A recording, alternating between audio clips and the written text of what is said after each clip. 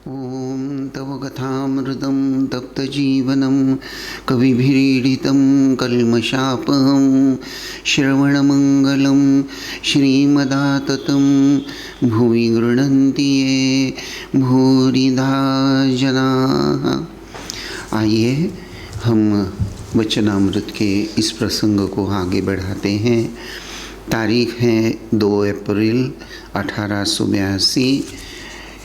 हमने यह देखा है कि कमल कुटीर में श्री रामकृष्ण और श्री केशव सेन, यह प्रसंग, इसको लेकर हम लोगों ने थोड़ा सा चिंतन किया है।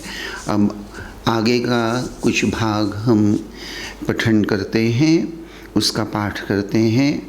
श्री केशव की हिंदू धर्म पर उत्तरोत्तर अधिकाधिक श्रद्धा।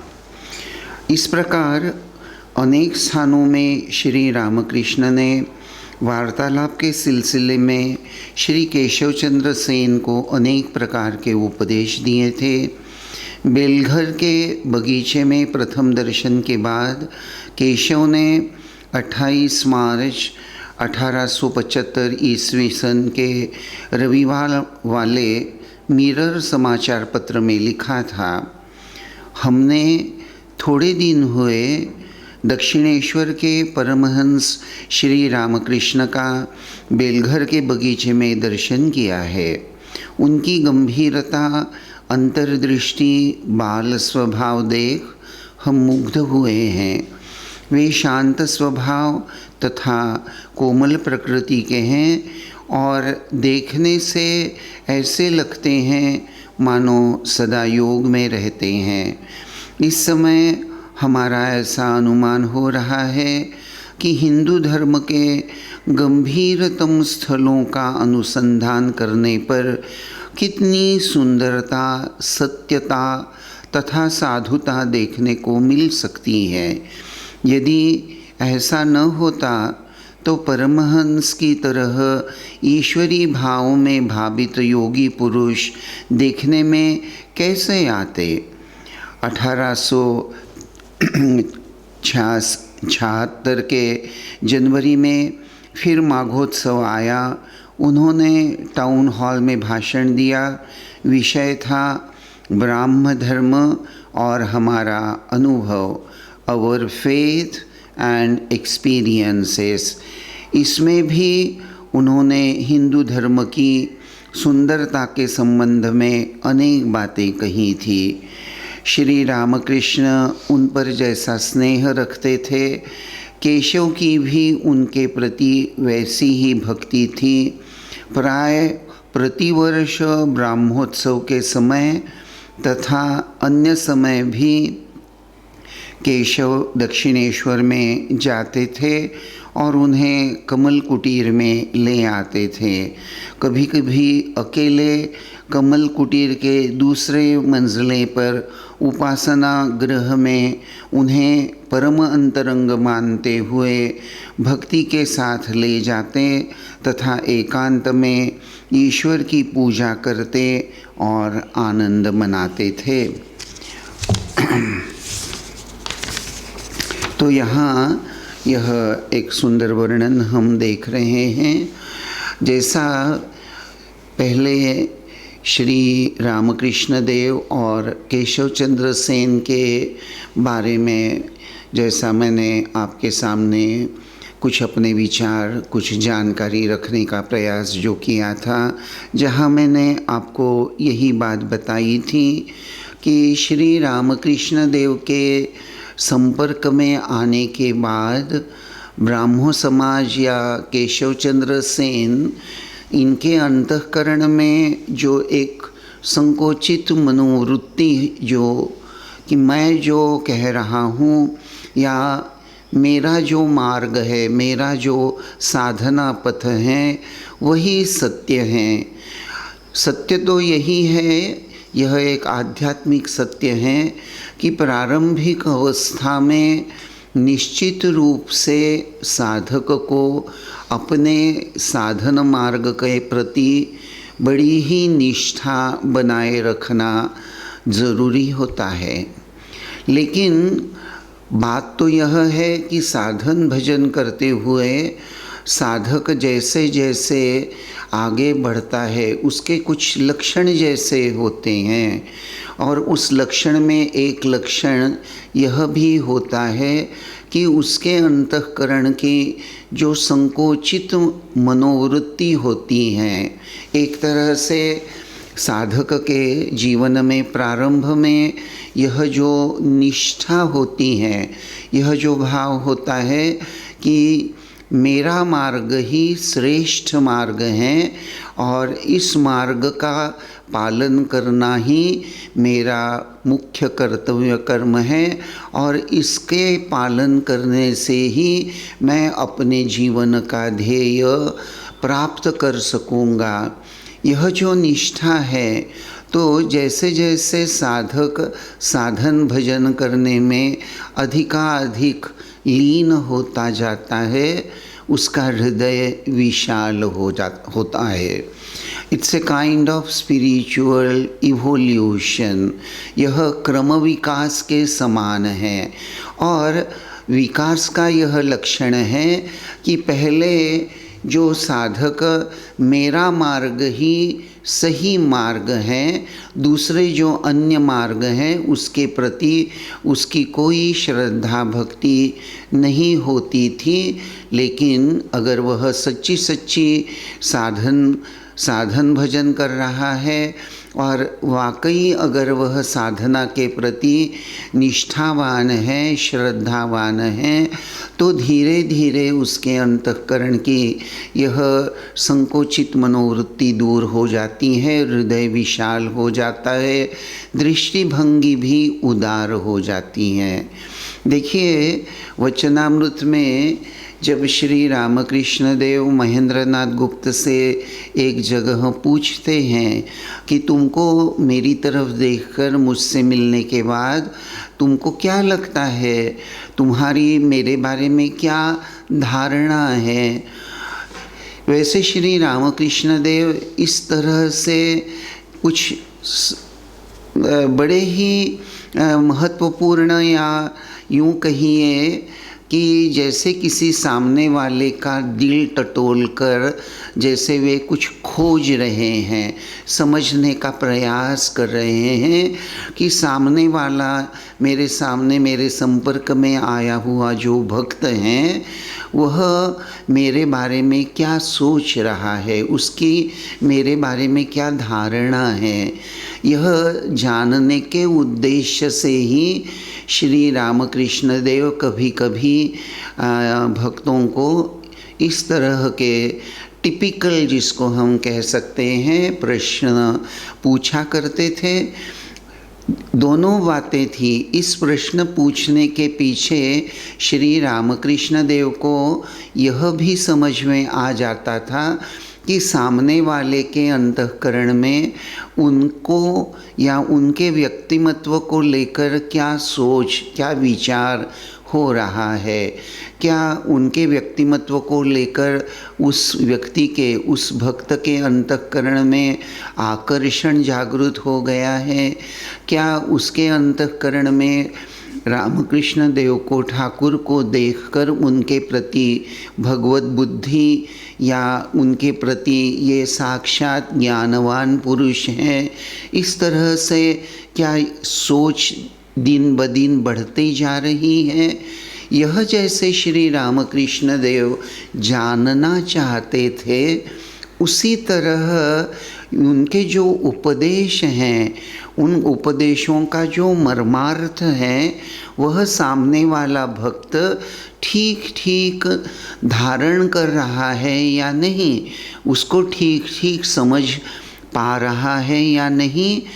क्योंकि अगर तत्व को समझ में नहीं आएगा तो उसको अपने जीवन में उतारने की दृष्टि से वह साधक या भक्त तत्पर नहीं होगा, उसमें वह रेडीनेस आने की संभावना कम हो जाती है।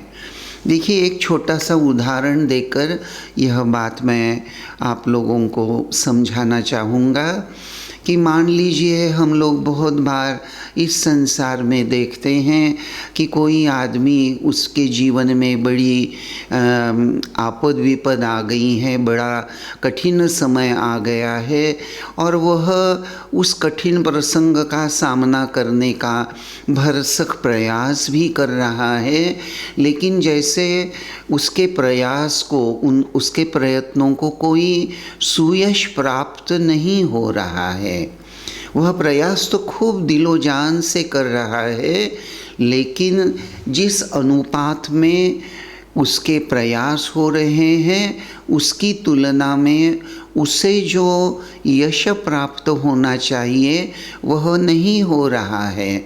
और मुझे यश प्राप्त नहीं हो रहा है, यह देखकर वह व्यक्ति जब हताश हो जाता है, तो जब उसका संपर्क किसी उसके परम आत्मीय स्वजन से हो जाता है, तो उसकी कठिन परिस्थिति देखकर उसका परिचित व्यक्ति कभी कभी उस व्यक्ति को जैसे कहता है कि अरे मैंने वह जो द्वारकानाथ है ना, यानी सोमनाथ हैं, द्वारकानाथ हैं, तो तुम सोमनाथ जी को एक मन्नत मानो।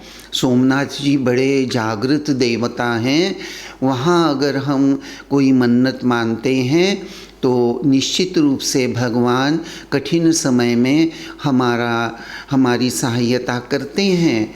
तो यह जो परिचित होता है वह जब यह सजेशन देता है, सुझाव देता है कि तुम अमुक अमुक देवता को, चाहे वह सोमनाथ जी हो, चाहे द्वारकानाथ जी हो, चाहे अम्बा जी हो, कोई भी देवी देवता हो जिसके प्रति उस परम आत्मीय की कुछ जानकारी उसके पास होती है, वह जानकारी अपने इस मित्र को या अपने इस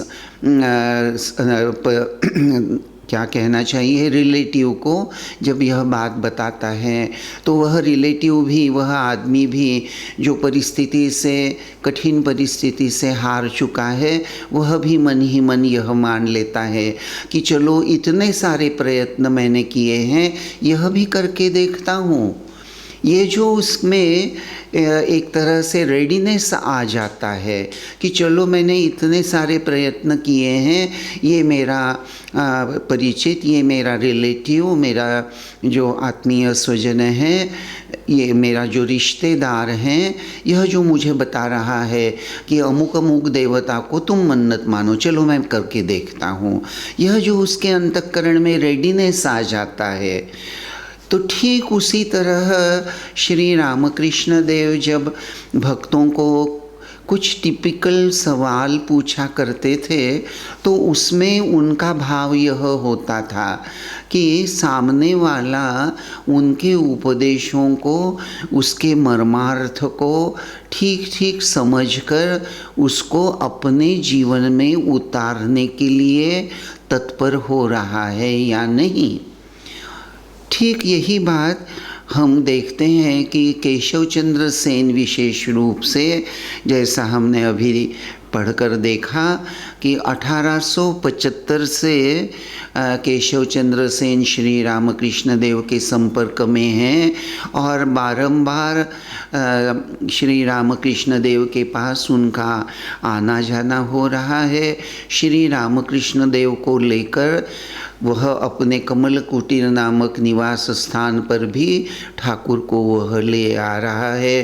कभी माघोत्सव में तो कभी ब्रह्मोत्सव में भी ठाकुर निमंत्रित हैं। और ये जो इंडियन मिरर वाले समाचार, उस इंडियन मिरर में 28 मार्च 1875 उसमें यह जो बात जिसका वर्णन केशव चंद्र सेन श्री रामकृष्ण देव को लेकर जो लिख रहे हैं, उसमें केशव चंद्र सेन के हृदय में श्री रामकृष्ण देव के प्रति जो भाव है उसकी यह एक बड़ी सुंदर अभिव्यक्ति हमको यहाँ प्राप्त होती है। जैसे केशव चंद्र सेन इंडियन मिरर में यह जो लिख रहे हैं कि श्री रामकृष्ण देव कैसे हैं, केशव चंद्र सेन बोल रहे हैं, उनकी गंभीरता, अंतर्दृष्टि, बाल स्वभाव देख हम मुग्ध हुए हैं।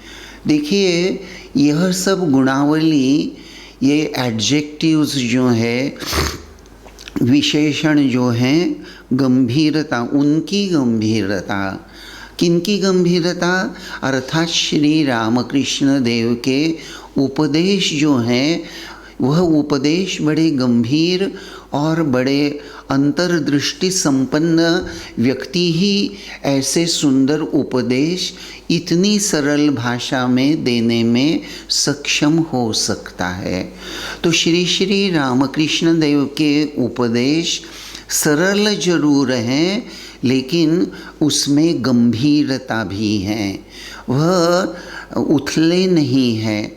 ठाकुर का व्यक्तिमत्व जो है, यहाँ जो बताया गया है कि बाल स्वभाव, जैसे एक छोटा सा बच्चा, लेकिन बाल स्वभाव होते हुए भी, बाल स्वभाव का यहाँ अर्थ हमको यही करना है कि सरल हृदयता, निष्कपट भाव। तो श्री रामकृष्ण का व्यक्तिमत्व कैसा था, केशव चंद्र सेन को वह कैसा महसूस हो रहा था? तो श्री रामकृष्ण यह अत्यंत सरल स्वभाव के हैं, उनमें कोई कुटिलता नहीं है, कैलकुलेटिंग माइंड नहीं है, वह बड़े ही सरल स्वभाव के हैं, निष्पाप निष्कपट हैं। यह भाव, बाल स्वभाव, इस शब्द के द्वारा केशव चंद्र सेन ने व्यक्त किया हुआ है। अंग्रेज़ी में अगर हम वही परिच्छेद अगर देखें तो अंग्रेज़ी में यही लिखा हुआ है, we met not long ago Paramahansa of Dakshineshwar and were charmed by the depth, penetration and simplicity of his spirit। देखिए, ये जो विशेषण श्री ठाकुर के लिए केशव चंद्र सेन इस्तेमाल कर रहे हैं, we were charmed by the depth, penetration and simplicity of his spirit। ये जो सिंप्लिसिटी ऑफ हिज स्पिरिट, अर्थात श्री रामकृष्ण देव का जो संपूर्ण व्यक्तिमत्व है, वह कैसा है? तो वह बड़ा ही गंभीर भी है, सरल भी है, और श्री रामकृष्ण देव एक अंतर्दृष्टि रखते हैं। अर्थात शास्त्र ग्रंथों में जिन बातों का वर्णन बड़े ही पढ़ने के बाद ऐसा लगता है कि कुछ भी समझ में नहीं आ रहा है, तो शास्त्र ग्रंथों में जो बात वर्णित है, जिन तत्वों का वर्णन किया हुआ है, वही सब तत्व श्री रामकृष्ण देव उन तत्वों की गंभीरता बनाए रखते हुए उनको इस सरल भाषा में दृष्टांत के आधार से इस कदर प्रस्तुत करते हैं, और वहाँ जो मर्मार्थ है वह सुस्पष्ट कर देते हैं सामने वाले के सामने। तो यहाँ श्री रामकृष्ण देव की यह जो अंतर्दृष्टि है, जिसका अंग्रेज़ी में उन्हें केशव चंद्र सेन ने वर्णन करते हुए कहा है पेनिट्रेशन, अर्थात तत्व को समझकर उसका जो मूल भाव समझाने का जो उद्देश्य है, वह मूल भाव ही बड़ा ही सहज सुंदर सरल भाषा में जैसे श्री रामकृष्ण देव अपने उपदेशों में व्यक्त करते थे, उसी को यहाँ केशव चंद्र सेन हमें प्रस्तुत करते हुए नज़र आते हैं। आगे चलकर केशव चंद्र सेन यह जरूर कहते हैं कि वे शांत स्वभाव तथा कोमल प्रकृति के हैं। अंग्रेज़ी में उन्होंने यह बात बड़ी सुस्पष्ट रूप से लिखी हुई है। अंग्रेज़ी में वे लिखते हैं, The never ceasing metaphors and analogies in which he indulged are most of them as apt as they are beautiful। यानी श्री रामकृष्ण देव जो उदाहरण दिया करते थे, जो दृष्टांत देकर परम तत्व को सुंदर भाषा में जो व्यक्त करते थे और समझाते थे, तो केशव चंद्र सेन कह रहे हैं कि वह बहुत ही एकदम perfect, as apt as they are beautiful, बिल्कुल ठीक ठीक यथा योग्य एकदम से, और बहुत ही सुंदर, beautiful. The characteristics of his mind are the very opposite to those of Pandit Dayananda Saraswati, the former being so gentle, tender and contemplative, as the latter is sturdy, masculine।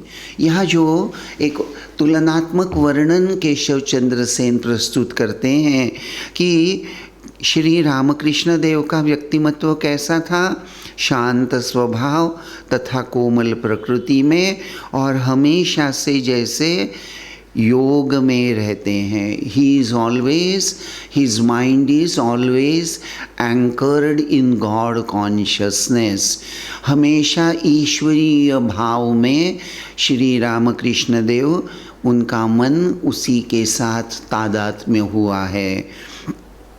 कितना सुंदर वर्णन यहाँ हमें केशव चंद्र सेन के द्वारा प्राप्त हो रहा है, और उसके द्वारा केशव चंद्र सेन के अंतर्गत उसके हृदय में, अंतःकरण में ये जो श्री रामकृष्ण देव के प्रति जो भगवत बुद्धि है, जो ईश्वर भाव है, जो श्रद्धा है, विश्वास है, उस सब का ही यह सुंदर वर्णन यहाँ हमें प्राप्त होता है।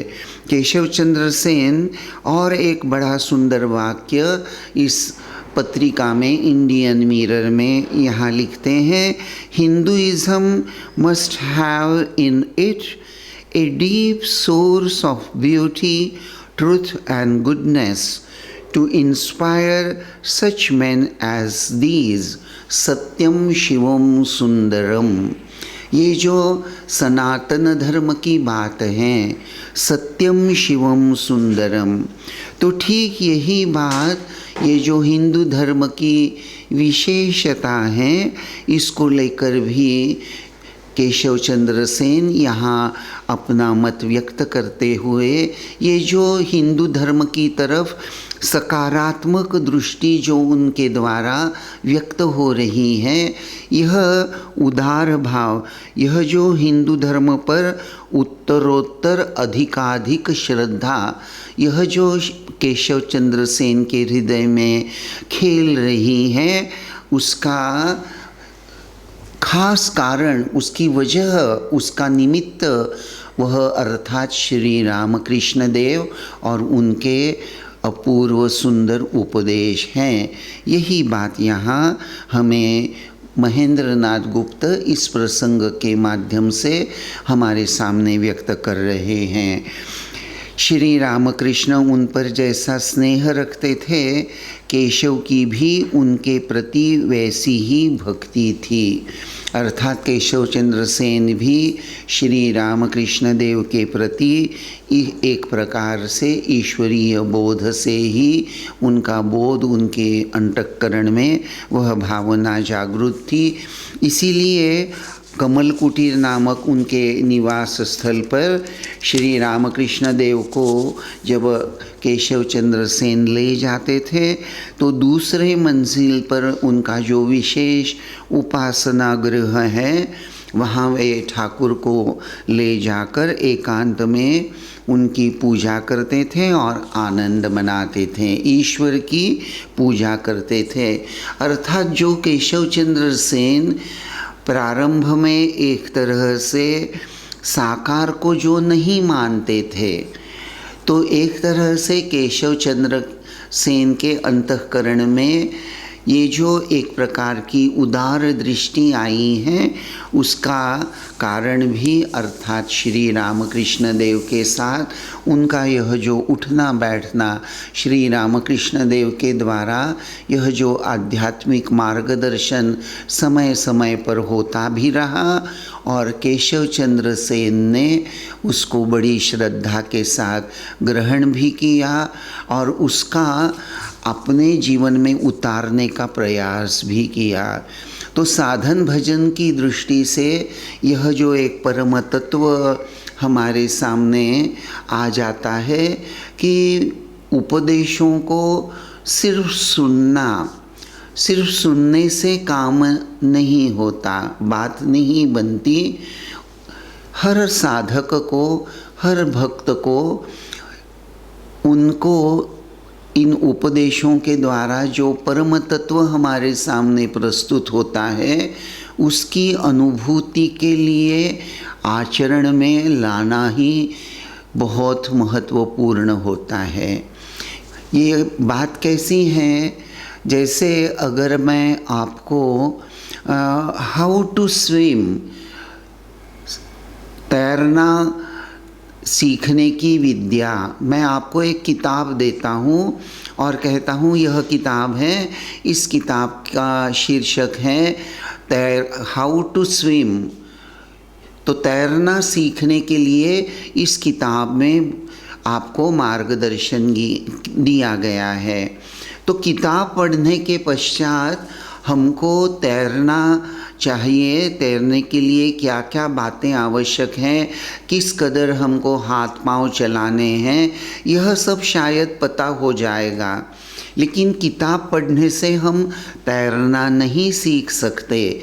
उसके लिए हमको तालाब में या नदी में पानी में उतरना पड़ेगा, हाथ पांव चलाना पड़ेगा। ठीक उसी प्रकार ही यहाँ यह साधना का परम तत्व हमें समझ में आता है कि श्री रामकृष्ण देव के द्वारा दिए गए उपदेश, उनके द्वारा दिए गए उपदेशों में जो बहुत ही महत्वपूर्ण बात होती थी, उन सबको लेकर केशव चंद्र सेन आचरण के द्वारा उसका अनुभव करने का प्रयास करते थे और यही साधना का एक अंग कहलाता है। थोड़ा सा आगे का वर्णन भी हम लोग पढ़ते हैं। 1879 भाद्रोत्सव के समय केशव श्री रामकृष्ण को फिर निमंत्रण देकर बेलघरिया के तपोवन में ले गए थे। 15 सितंबर सोमवार और फिर 21 सितंबर को कमल कुटीर के उत्सव में सम्मिलित होने के लिए वे श्री रामकृष्ण देव को ले गए। इस समय श्री रामकृष्ण के समाधिस्थ होने पर ब्राह्म भक्तों के साथ उनका फोटो लिया गया।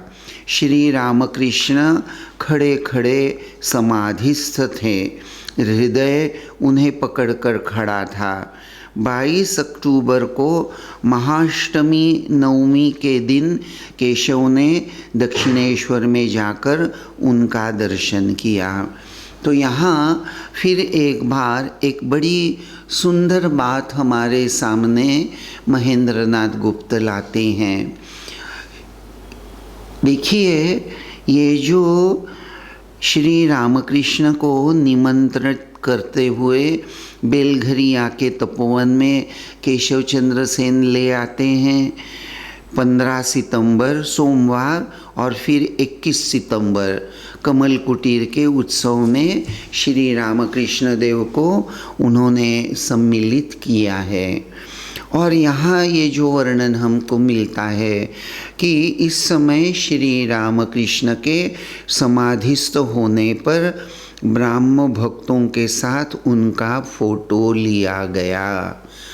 देखिए, आज अगर आप रामकृष्ण मठ मिशन में जाते हैं तो श्री रामकृष्ण देव का यह जो समाधिस्थ अवस्था में केशव चंद्र सेन के यहाँ जो लिया गया यह जो फ़ोटो है, यह फ़ोटो हम आज भी देख सकते हैं। आज भी यह फ़ोटो विविध किताबों में उसको प्रिंट किया गया है। तो यहाँ आपको आपका ध्यान एक बात की ओर मैं आकर्षित करना चाहूँगा।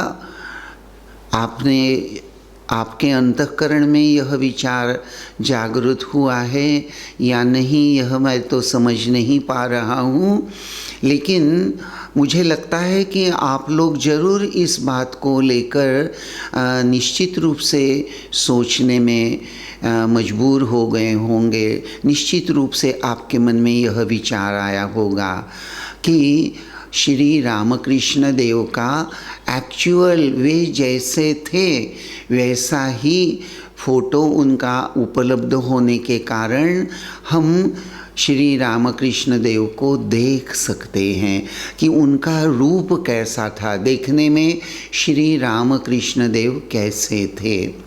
देखिए, भक्ति शास्त्र यह बात हमेशा कहना चाहता है कि भगवान जब, ईश्वर जब नर रूप धारण कर धरती पर आते हैं और धरती पर आने के बाद अपने साथ वे कुछ अंतरंग शिष्य भी लाते हैं और जीवोद्धार का एक अपूर्व कार्य उनके द्वारा संपन्न होता है।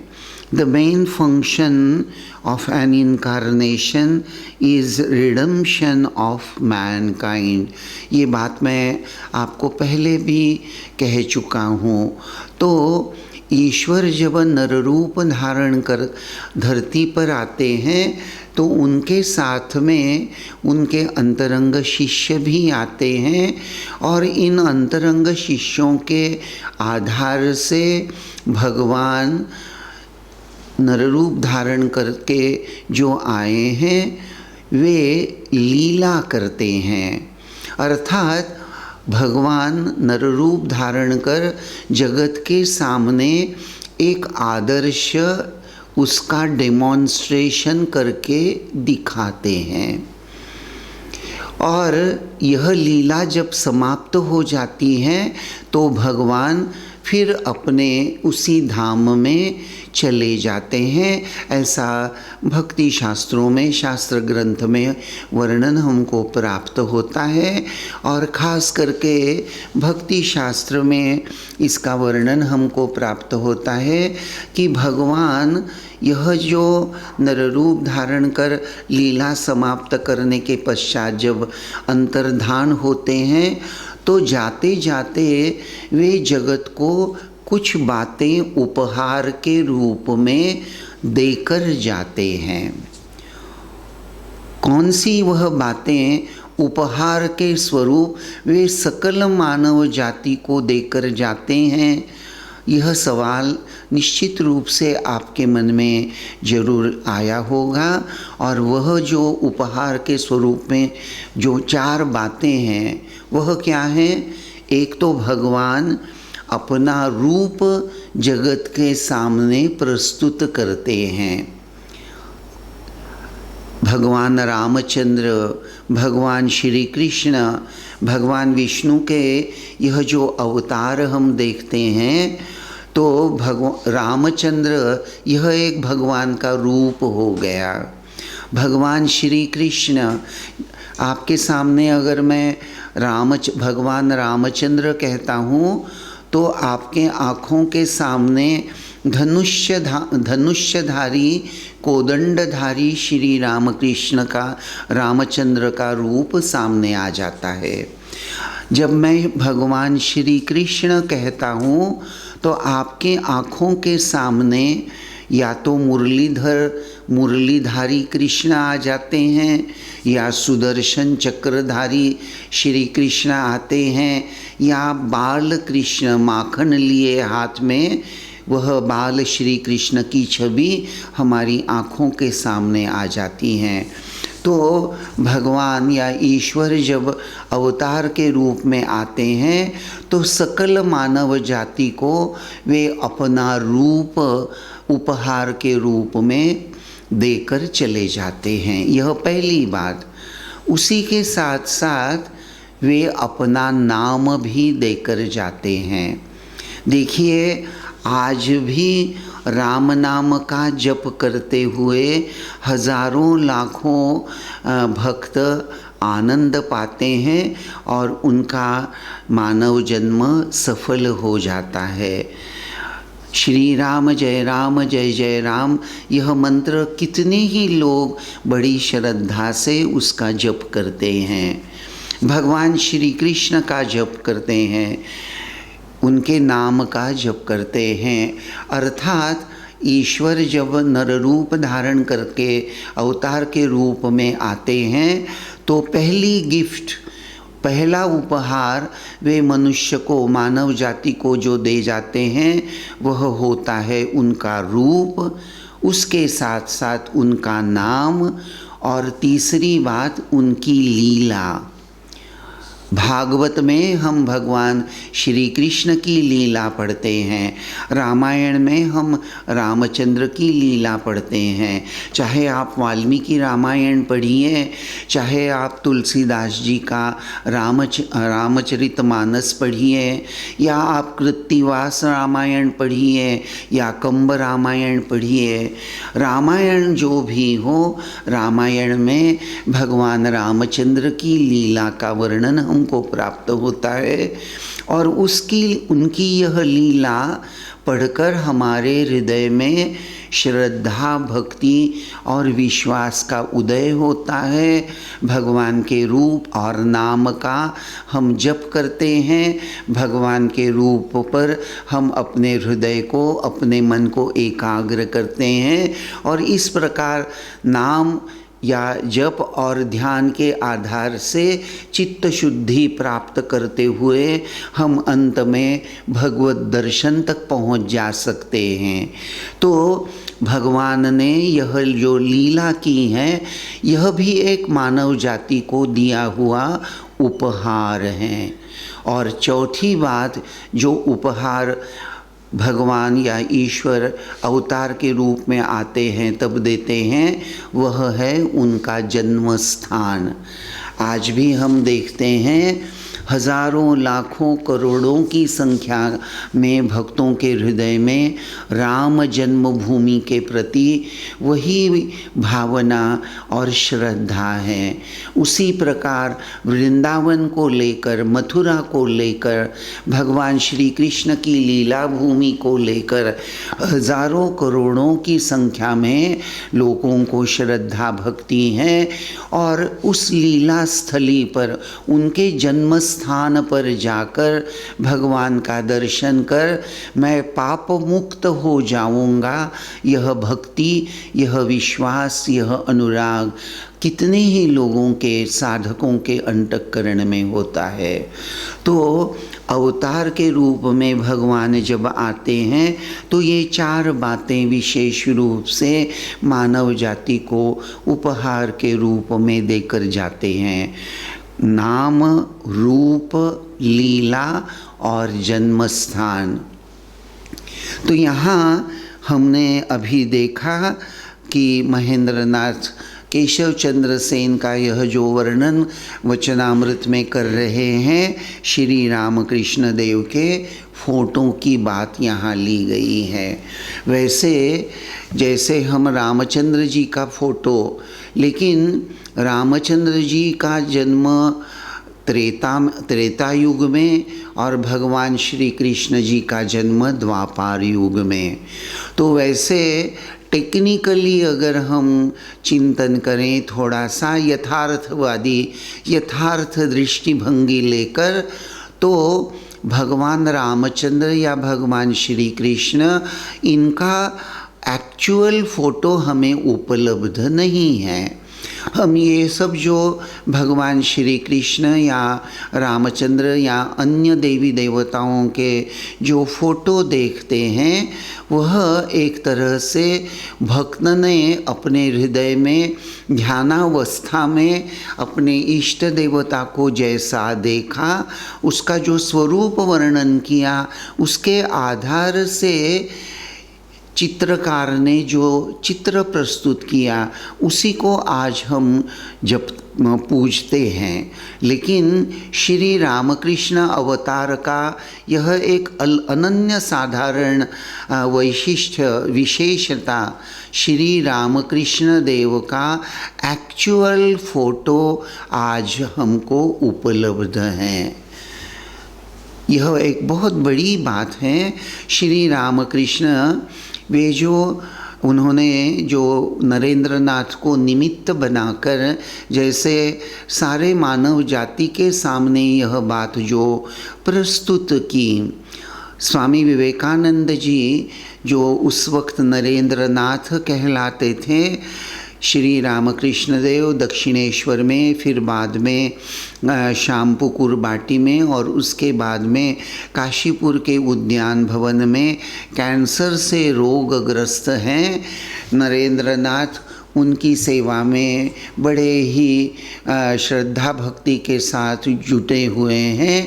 और एक दिन श्री रामकृष्ण देव के सन्निकट बैठा हुआ नरेंद्र नाथ मन ही मन सोच रहा है, ये जो श्री रामकृष्ण मैं देख रहा हूँ जो कैंसर से रोगग्रस्त हैं और जिसके गले से खून निकल रहा है, पस निकल रहा है और जो दुख से वेदना से बहुत संत्रस्त हैं, इनको मैं अवतार मान रहा हूँ। क्या वे वास्तविक भगवान है? अगर इसी अवस्था में अगर यह बात मुझे स्पष्ट रूप से अगर बताते हैं तभी मैं उसको स्वीकार करूँगा। एक तरह से नरेंद्र नाथ का अंतःकरण संशयग्रस्त हो गया श्री रामकृष्ण देव की वह अवस्था देखकर। और उसी अवस्था में हम देखते हैं श्री रामकृष्ण देव जो करवट तक ठीक से बदल नहीं सकते थे, नरेंद्र नाथ के मन में आए हुए इस विचार को अंतर्यामी श्री रामकृष्ण देव समझ गए और तुरंत उठकर बैठकर नरेंद्र नाथ को उद्देश्य करते हुए श्री रामकृष्ण देव के श्री मुख से यह शब्द आ गए, अब भी अविश्वास, अब भी अविश्वास। अरे जो राम जो कृष्ण वही इस देह में राम कृष्ण। ये जो बात श्री रामकृष्ण देव नरेंद्र नाथ को निमित्त करके सकल मानव जाति को जैसे जता रहे हैं कि जो राम जो कृष्ण वही इस देह में श्री राम कृष्ण, अर्थात श्री राम कृष्ण यह साक्षात अवतार पुरुष हैं। यह बात नरेंद्र नाथ को उस दिन श्री रामकृष्ण देव ने बड़े ही सुस्पष्ट रूप से उनके सामने व्यक्त की। और यही बात अर्थात अवतार का साक्षात फोटो, जब हम श्री रामकृष्ण देव का फोटो देखते हैं तो एक तरह से हम भगवान का साक्षात दर्शन ही करते हैं।